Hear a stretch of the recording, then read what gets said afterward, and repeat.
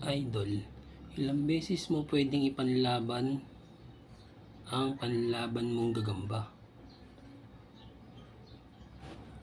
Sa akin, basta ang gagamba ay malakas pa, nilalaban ko pa rin hanggat kaya niya.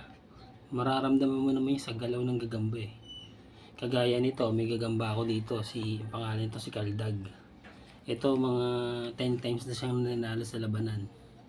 Ayun o. Ito si Kaldag, yan. Luma na yan. Isang buwan na yan at 2 linggo.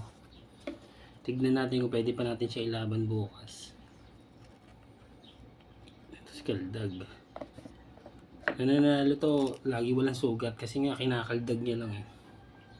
May no, si Kaldag. Ayan. Luma na siya. Pero pag bukas malakas pa siya, ilalaban pa rin natin yan mga ka-GG.